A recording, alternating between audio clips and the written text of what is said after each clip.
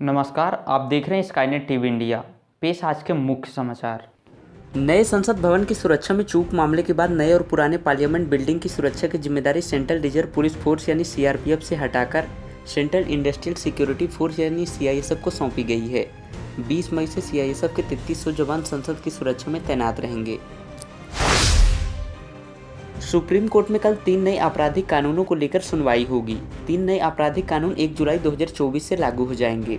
सरकार ने 24 फरवरी 2024 को इससे जुड़ी अधिसूचना जारी की थी।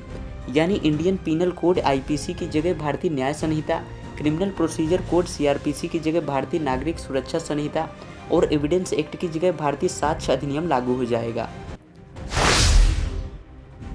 प्रधानमंत्री नरेंद्र मोदी रविवार को पश्चिम बंगाल के दौरे पर रहे। उन्होंने बिष्णुपुर और पुरुलिया में जनसभाएं की। पुरुलिया में पीएम ने पहले रोड शो किया। बिष्णुपुर में पीएम ने कहा कि टीएमसी हो, कांग्रेस या लेफ्ट हो, ये तीनों पार्टियां अलग अलग दिखती हैं लेकिन उनके पाप एक जैसे ही हैं। इसलिए इन्होंने मिलकर इंडी गठबंधन बनाया है। पीएम मोदी ने ये भी कहा कि गरीब मजदूर, एससी एसटी, महिला को हमेशा ये नारे दिए। जहाँ भी इन्होंने सरकार चलाई उन राज्यों को गरीब बनाकर छोड़ दिया। 2024 लोकसभा चुनाव के 5वें चरण में सोमवार 20 मई को 6 राज्यों और 2 केंद्रशासित प्रदेशों की 49 सीटों पर वोटिंग होगी। चुनाव आयोग के मुताबिक इलेक्शन के 5वें फेज में 695 कैंडिडेट्स मैदान में हैं। इनमें 613 पुरुष हैं और 82 महिला उम्मीदवार हैं। इनमें महिलाएं केवल 12% हैं।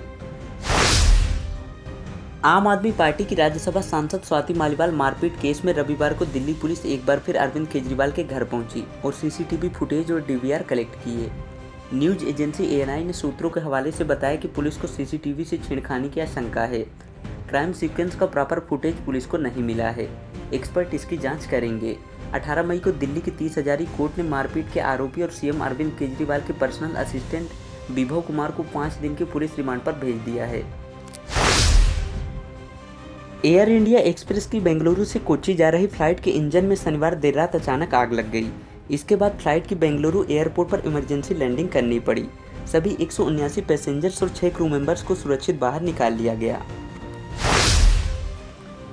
आगरा में 3 जूता कारोबारियों के यहां इनकम टैक्स की टीम ने छापा मारा। एक कारोबारी के घर से 60 करोड़ रुपए के नोट बरामद हुए हैं। ये नोट बेड, गद्दों और अलमारी में छिपाकर रखे थे। इसकी तस्वीर भी सामने आई। इसमें दिख रहा है कि बेड पर नोटों की गड्डियां रखी हैं। जमीन पर रखे बैग भी नोटों से भरे हैं। शनिवार शाम से अभी तक कार्यवाही चल रही है। माना जा रहा है कि केस का आंकड़ा और भी बढ़ सकता है। प्रयागराज के फूलपुर में रविवार को राहुल गांधी और अखिलेश यादव की संयुक्त रैली में हंगामा हो गया। राहुल अखिलेश के मंच पर पहुंचते ही समर्थक बेकाबू हो गए। उन्होंने सुरक्षा घेरा तोड़ दिया। मंच की तरफ बढ़ने लगे। पुलिस ने रोकने की कोशिश की तो धक्का मुक्की की। पुलिस ने लाठी चलाई तो भगदड़ जैसे हालात हो गए। कई समर्थक चोटिल भी हो गए हैं। State press club Madhya Pradesh की महत्वपूर्ण चर्चा में पहुंचे सभी दलों एवं संगठनों की आम राय बनी। इंदौर नगर निगम का महाघोटाला शहर के लिए कलंक। मिलकर आवाज उठाएं शहर। नगर निगम के महाघोटाले के दोषियों को मिले कड़ी सजा। शहर का पैसा वसूला जाए।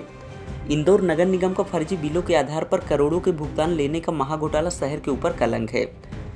इसके खिलाफ पूरे शहर को सभी संस्थाओं को दलगत राजनीति से ऊपर उठकर आवाज उठानी चाहिए तथा यह सुनिश्चित करना चाहिए कि इस घोटाले की जांच सिर्फ खानापूर्ति होकर न रह जाए बल्कि दोषियों को कड़ी सजा भी मिले और उनके द्वारा लूटा गया जनता का धन भी फिर वसूला जाए।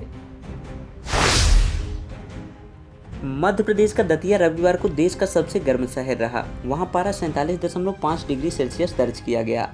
यह लगातार दूसरा दिन है जब पारा 47 डिग्री सेल्सियस के पार पहुंचा है। शनिवार को भी वहां का टेम्परेचर 47.2 डिग्री सेल्सियस दर्ज किया गया था। भोपाल, इंदौर और उज्जैन सीजन के सबसे गर्म रहे। भोपाल में 43 डिग्री, इंदौर में 43.1 डिग्री और उज्जैन में पारा 44 डिग्री रहा। जबलपुर में तापमान 41 डिग्री दर्ज किया गया। कल दिन भर की प्रमुख खबरों के साथ फिर मिलते हैं। तब तक के लिए शुभ रात्रि।